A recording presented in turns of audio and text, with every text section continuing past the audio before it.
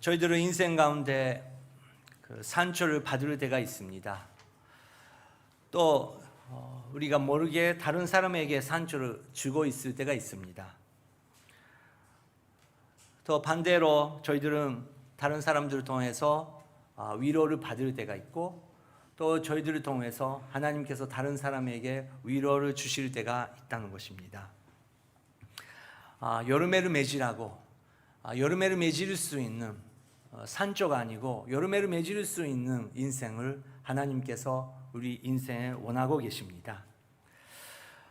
그런데 인생이라는 게 왜 이렇게 어려운 것인가요?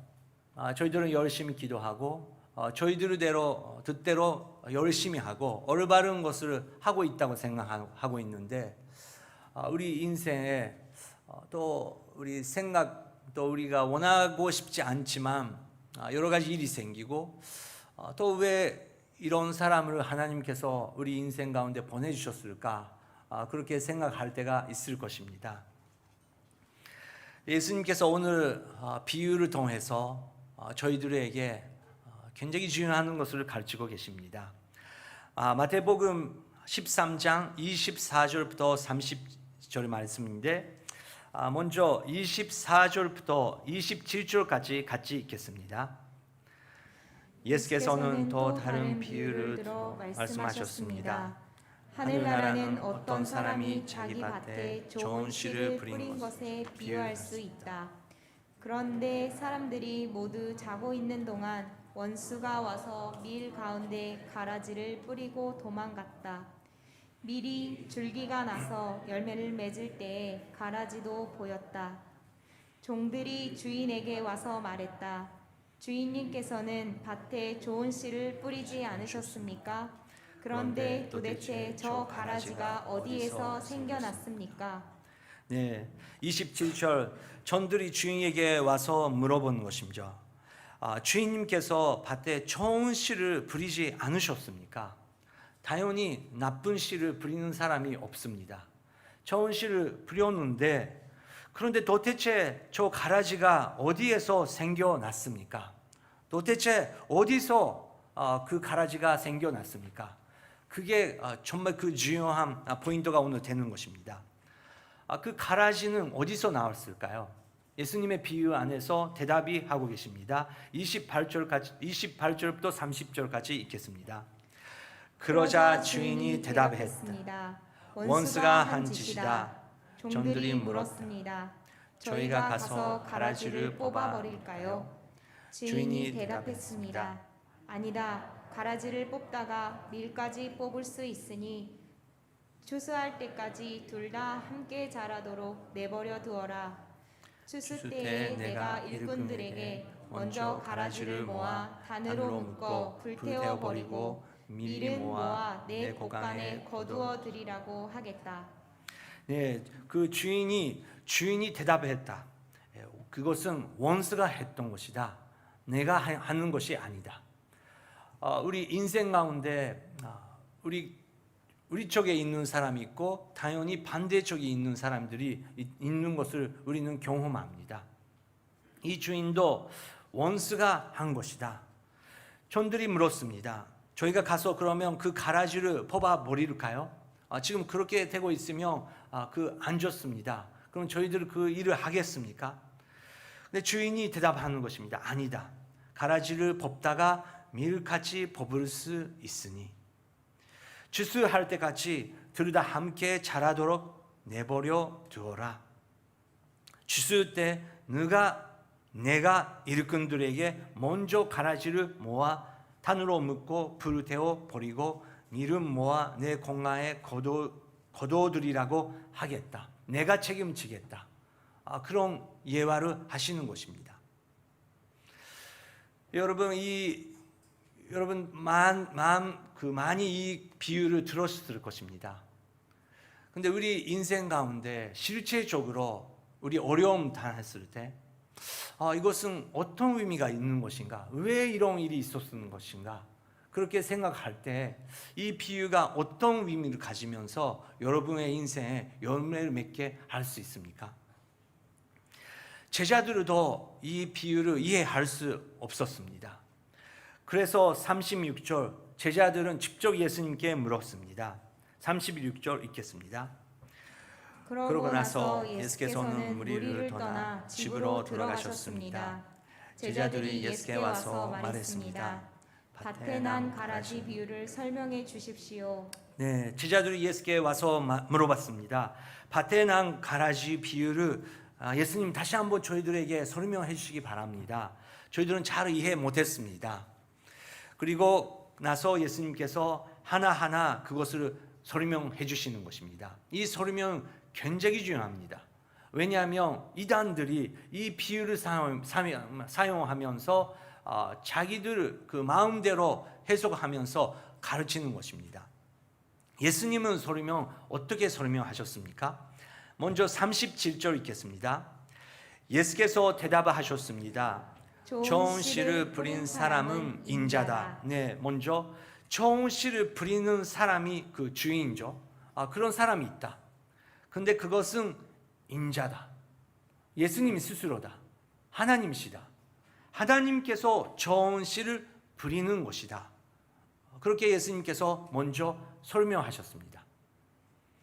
그러면 팥은 무엇일까요? 38절 읽겠습니다.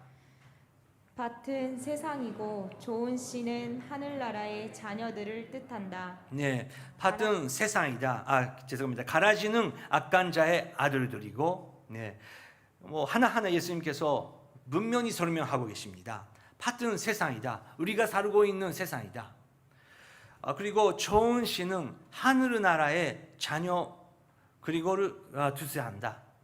가라지는 악한 자의 아들들이고. 이게 38절은 굉장히 중요합니다. 오늘 기억해 주시기 바랍니다. 밭은 이것을 교회라고 가르치는 사람들이 가끔 있습니다.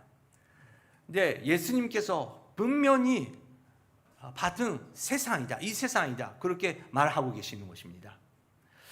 이것은 어떤 그 단체 리더들은 교회 안에 나쁜 일이 있고 좋은 그 가라지 같은 사람이 있다. 근데 교회 안에 있는 그 가라지를 빼야 된다. 그렇게 가르치는 사람도 있습니다. 또 교회 여러 가지 교회가 있는데 저기는 좋은 교회고 저기는 나쁜 교회다. 가라지 같은 교회다.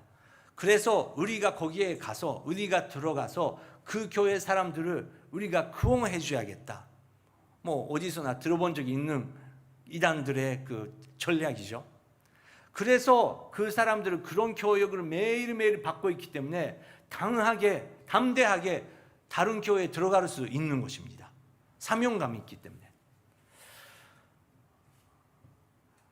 하지만 예수님께서 우리가 이 비유를 통해서 이루어야 되는 것은 밭은 이 세상이고 좋은 씨는 하늘나라의 자녀들이다.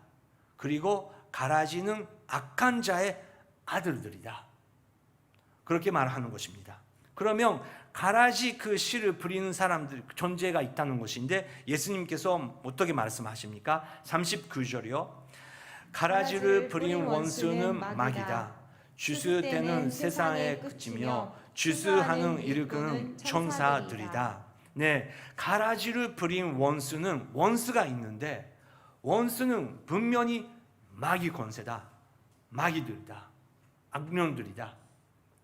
우리는 이 가라지를 뿌리는 존재, 또 가라지 존재를 인간적으로 바라보면 너무 크게 또 상처를 주고 상처를 받을 수 있는 결과를 나타낼 수 있다는 것입니다. 하지만 예수님께서 가라지를 뿌린 원수는 분명히 마귀다. 그런데 주스 때는 세상에 그치며 주스하는 일꾼은 그 일꾼들이 있는데 천사들이 일해한다. 요한계시록 그리고 다니엘서를 우리가 읽어보면 그 천사들의 역할이 여러 가지 나타납니다. 근데 천사라는 존재는 우리는 이해하기가 굉장히 어렵습니다. 하지만 여기서는 주스할 때 주스하는 일꾼 역할은 천사가 한다고 예수님께서 말씀하십니다. 그래서 우리가 조심해야 되는 것은 40절부터 42절까지 예수님의 설명 우리가 듣겠습니다. 가라지가 뽑혀 불태워지듯이 세상의 끝에도 그렇게 될 것이다. 인자가 자기 천사들을 보내면 천사들은 죄를 짓게 하는 모든 것들과 악을 행하는 모든 사람들을 그 나라에서 가려내 활활 타오르는 불아궁이에 던져 넣을 것이다. 거기서 그들은 슬피 울며 이를 갈 것이다. 네, 이 비유는 이것은 안 믿는 사람들은 잘 이해가 안 되는 비유의 하나입니다. 왜냐고요? 이 비유는 하나님 나라에 속한 사람들에게 분명히 이 세상에서 어떻게 살아야 되는지 그것을 가르치기 위해서 예수님께서 가르치시는 그런 비유 때문에 그렇습니다. 가라지가 뽑혀 풀을 태워지듯이 세상의 끝에서 세상의 끝이 올 때 그렇게 모든 것이 될 것이다. 어떤 것이 될 것인가? 인자가 자기 천사들을 보내면서 천사들은 죄 짓게 하는 모든 것들과 악을 행하는 모든 사람들을 그 나라에서 가려내 활활 타오르는 불아궁이에 던져 넣을 것이다. 마지막에 심판이시죠. 우리가 이 세상에서 살면서 아까 말씀드렸듯이 산조 받을 때가 있습니다. 왜 이런 일이 있을까? 그렇게 생각할 때가 있습니다. 하지만 우리가 계속 우리가 조심해야 되는 것은 우리는 심판자가 되면 안 된다는 것입니다. 악과 그 성은 우리가 이것이 맞는 것이 이것이 잘못된 건지 인간의 마음으로 하나님의 말씀이 없이 성령님의 도움이 없이 또 예수 그리스도의 십자가의 은혜 없이 심판자가 되어버렸을 때 우리는 상처만 주고 계속 해결할 수 없는 상태가 일어나는 것입니다. 예수님께서 마지막에 심판 때가 있는데 그것은 하나님의 그 권세 안에 있다. 그런데 그 하나님의 그 말씀에 순종하는 사람들이 어떻게 될 것인가? 43절 예수님께서 이렇게 말씀하십니다. 그때 의인들은 자기 아버지의 나라에서 해같이 빛날 것이다. 귀 있는 사람은 들으라. 그때 의인들은 자기 아버지의 나라에서 해같이 빛나는 것이다. 이것이 예수님의 저희들의 한 명 한 명에게 주시는 비전입니다. 그런데 저희들은 뭐 매일매일 우리는 또 일을 해야 되고 또 일을 하면서 여러 가지 문제 생기고 또 가족을 돌봐줘야 되고 하지만 그 가족 속에서 여러 가지 뭐 어려운 문제가 계속 일어나는 것이 우리 인생 아닙니까? 뭐 해같이 빛나는 것이다. 뭐 그것은 좋은 말씀이고 그렇게 되면 좋은데 거기 가기 전에 저희들은 어떻게 살아야 되는지 그게 문제이고 그것이 우리가 기도 제목이 있다는 것입니다. 근데 예수님께서 마태복음 25장에서 그 마지막 시대에 가르치시면서 제가 몇 번이나 그 말씀을 드렸지만 오늘은 다시 한번 한 절 한 절 같이 읽고 싶거든요.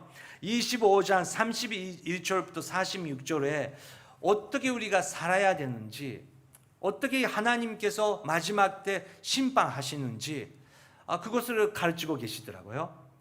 32절부터 33절까지 읽겠습니다. 인자가 그의 영광 가운데 모든 천사들과 함께 올 때 그의 영광의 보좌 위에 앉을 것이다. 모든 민족들이 그 앞에 모이게 되고 목자가 염소 중에서 양을 가려내듯이 인자는 그들을 들러 가라. 양들은 자기 오른쪽에 염소들은 그 왼쪽에 들을 것이다. 네, 예수님께서 분명히 심판 때가 올 건데 마지막의 심판은 내가 한다고 나의 책임이라고 계속해서 말하고 계십니다.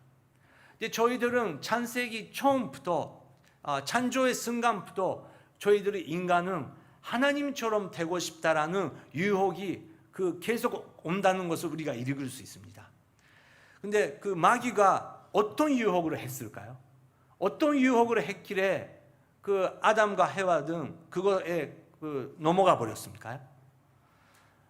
선악을 판단할 수 있는 그 나무의 열매를 먹고 싶게 되는 것입니다. 그건 어떤 뜻인가요? 그 뭐 그림으로 보는 것처럼 사과가 맛있게 보였던 건가요? 그 사과도 아니고요. 근데 그것은 내가 심판자가 될 수 있다. 하나님 없이 내 기준으로 이 사람은 이것 때문에 안 된다.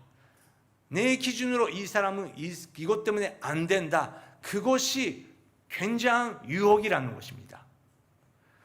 그래서 그거를 우리는 저는 그렇게 심판하지 않겠습니다. 사람은 판단하지 않았습니다. 그렇게 우리는 말할 수 없습니다. 우리 다 그런 것이 있다는 것입니다.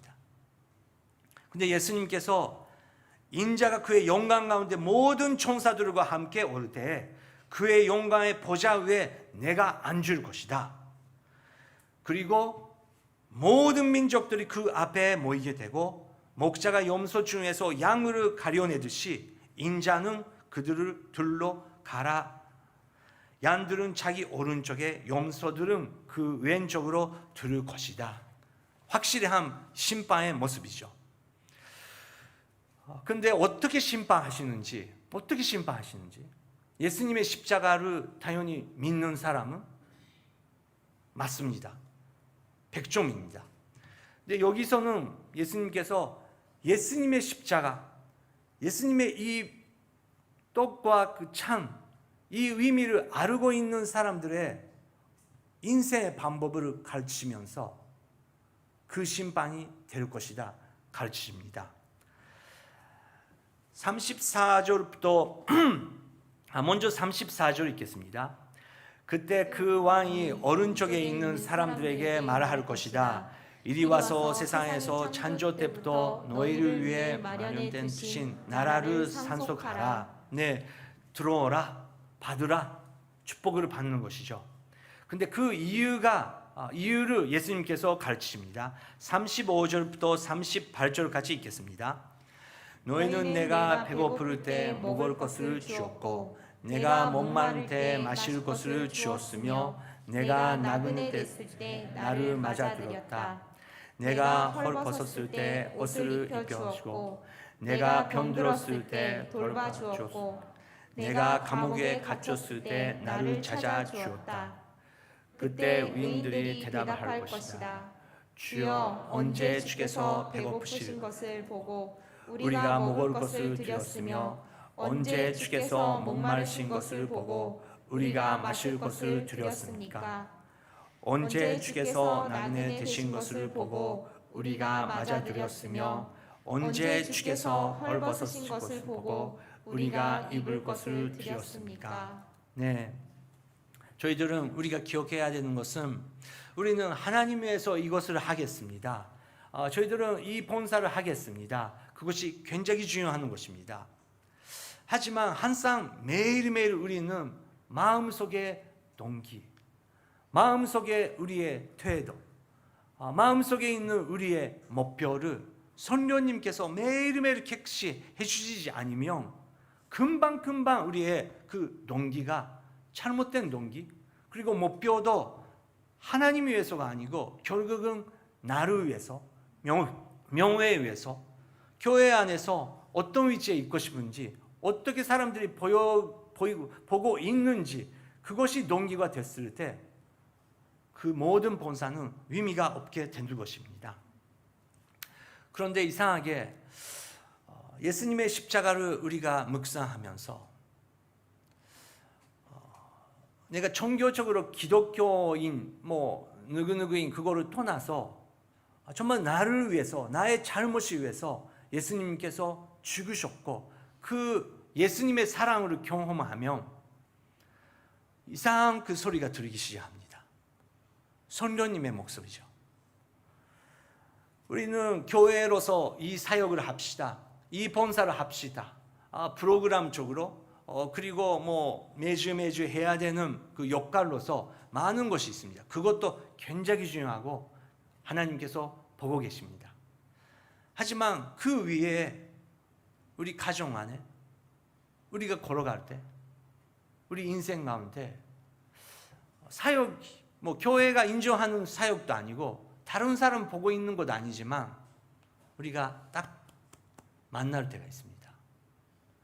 그때 성령님께서 어떻게 말씀하고 계신지 우리는 들립니다. 십자가로 경험하시면 들립니다. 근데 그거에 우리가 순종하는지 순종 안 하는지 굉장히 중요하게 되는 것입니다. 예수님께서 이렇게 말씀하시면서 언제 주께서 나그네 되실 것을 보고 저희들은 맞아들였으며 언제 주께서 헐벗으실 것을 보고 우리가 입을 것을 두렸습니까? 39절 언제 주께서 편드시거나 감옥에 갇히신 것을 보고 우리가 찾아갔었습니까? 예수님께서 유명한 말씀을 하셨습니다. 40절 읽겠습니다. 왕이 대답을 할 것이다. 내가 진실로 너희에게 말한다. 무엇이든지 너희가 여기 있는 내 형제들 중 가장 보잘것없는 사람에게 한 것이 곧 내게 한 것이다. 내 형제들 중 가장 보잘것없는 사람에게 하는 그 일은 꼭 내게 한 것이다. 여러분 주위에 또 교회, 사회, 가정 안에서 제일 보잘것없는 사람은 만난 적이 있으십니까? 뭐 그렇게 저희들이 반다하는 것도 너무 교만한 사실은 마음이죠. 그 사람은 보잘것없다. 우리가 깨닫게 돼야 하는 것은 여러분 저희들 한 명 한 명 하늘나라에서 보잘것없는 존재라는 것입니다. 우리는 예수님 믿기 전에는 아직 보잘것없는 행동해서도 그래도 하나님 모르기 때문에 하나님의 은혜 가운데 살게 되고 그리고 하나님의 예수님의 십자가를 경험했습니다. 근데 예수님을 만나게 되었고 지금은 뭐 매달 선찬식을 받을 수 없지만 오늘은 이렇게 선찬을 받고 예수님의 십자가 앞에 나왔는데 아직 우리 마음속에 아직까지도 사람들을 판단하는 마음이 있다는 것입니다. 내가 교회 안에서 내가 이런 위치이기 때문에 나는 이렇게 말을 할 수 있는 나는 자격이가 있다고 착각할 수 있다는 무서운 존재라는 것입니다. 내 형제들 중 가장 보잘것없는 사람에게 한 것이 꼭 내게 한 것이다. 내가 정말 보잘것없고 하나님의 은혜를 경험했었으면 다른 사람이 보잘것없으니까 내가 도와주겠다가 아니고 그 마음의 아픔이 그 어두움 속에 있는 그 아픔이 죄를 질 수밖에 없는 그 상황 너무너무 이해할 수 있기 때문에 도와줄 수밖에 없는 그 예수님께서 주시는 그 마음 때문에 우리가 움직일 수 있다는 것입니다. 그렇게 하시는 분이 성령님이시라는 것입니다. 하지만 그 마음을 너무 걷어버리고 성령님께서 계속 노크하시는데 섬길 수 없고 예수님께서 받기 위해서 오시는 것이 아니고 섬기기 위해서 오시는데 섬기는 것을 잊어버리는 우리 리더들이 있다는 것입니다. 그 사람들에게 예수님께서 말씀을 하십니다. 41절부터 46절까지 읽겠습니다. 너희는 내가 배고플 때 먹을 것을 주지 않았고 40절 읽겠습니다. 왕이 대답할 것이다.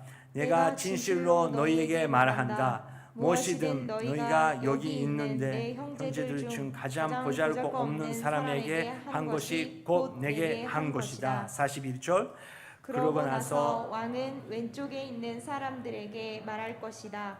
이 저주한 사람들아, 내게서 떠나 마귀와 그의 부하들을 위해 마련된 영원한 불 속으로 들어가라.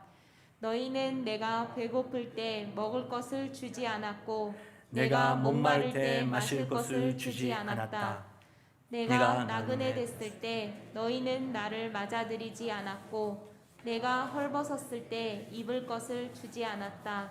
내가 병들고 감옥에 갇혔을 때 너희는 나를 보살펴 주지 않았다. 그들 역시 대답할 것이다.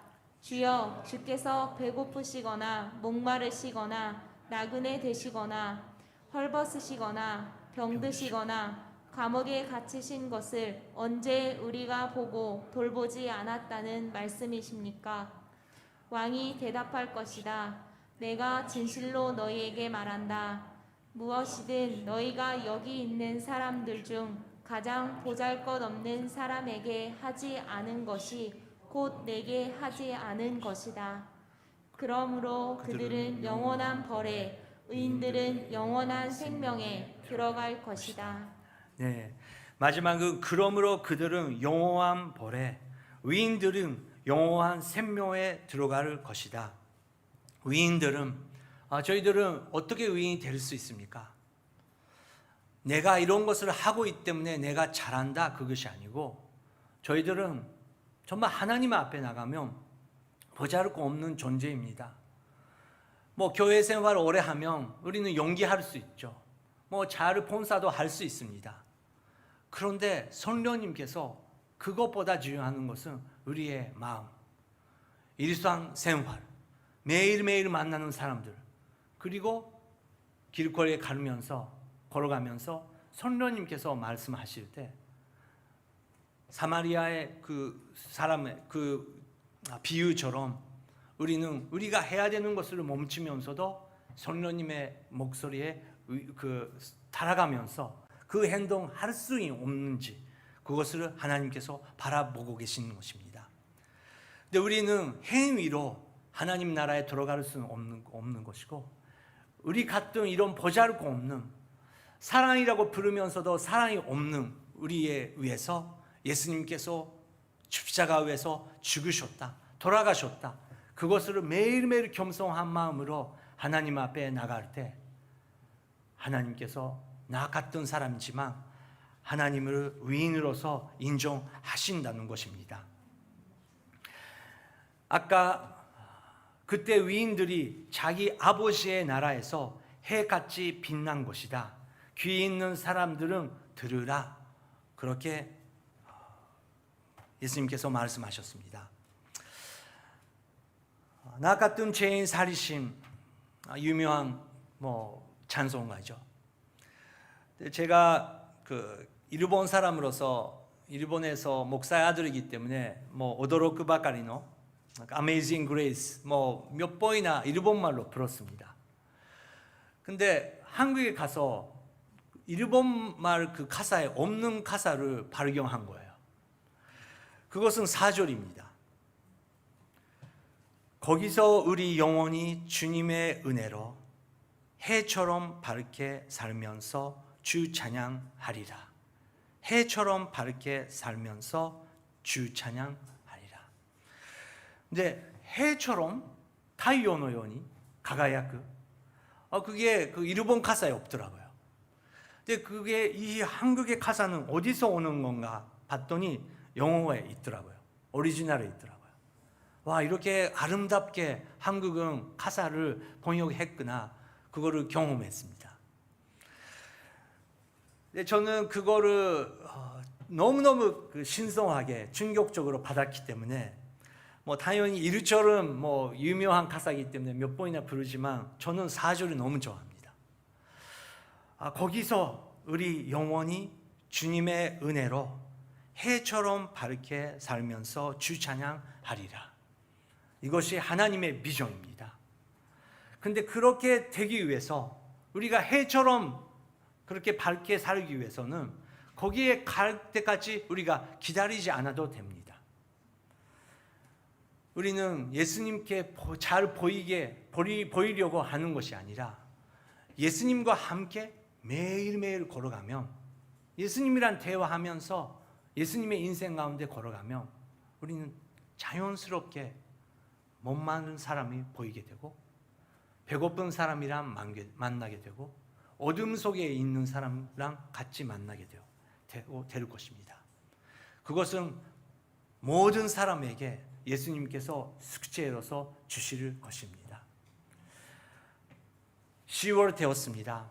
여러분, 이번 가을 아름다운 우리가 주스를 구하고 싶습니다. 하나님께서 원하는 주스는 우리가 여기에 과일을 모아놓는 그것도 중요하지만 생명 그리고 성령님의 열매입니다. 우리 한 명 한 명 이 가을에 주님 한 명 만나게 하여 주시옵소서. 그리고 이 한 명 위해서 예수님께 섬기는 마음으로 저는 섬기겠습니다. 성령님이여 이 한 명이랑 만나게 하여 주시옵소서. 잠깐 기도하시겠습니다. 먼저 다시 한번 우리는 감사 기도를 하고 싶습니다. 보잘것 없는 존재는 주위에 있는 사람이 아니고 저입니다. 주님, 저 같은 보잘것 없는 존재를 위해서 하나님께서 포기 안 하시고 인내심을 가지시면서 눈물 흘리시면서 오늘같이 함께 하신 주님 감사드립니다. 다시 한번 겸손한 마음으로 주님 앞에 나가겠습니다. 주님, 저 같은 사람을 주님 은혜 가운데 받아 주시옵소서. 주님 앞에 지금 이 시간 나가겠습니다. 주님, 나 같은 존재이지만 주님께서 사랑해 주시고 주님께서 이름을 불러주시고 주님께서 저희들을 인도해 주셨습니다. 주님, 이제 감사의 마음, 섬기는 마음, 주님의 모습은 우리가 달아가고 싶습니다. 주님께서 섬기시는 것처럼 저도 섬기고 싶습니다. 주님께서 한 사람을 위해서 그 사랑을 보여줬듯이 저희들도 한 사람을 위해서 그 사랑을 보여주고 싶습니다. 주님, 그 사랑을 허락하여 주시옵소서. 제 마음에 그 사랑을 허락하여 주시옵소서. 이 시대에 무엇보다 제 마음이 문제입니다. 이 코로나 시대 무엇보다 내 마음을 고쳐주시옵소서. 성령님이여 역사하여 주시옵소서. 또 한 가지,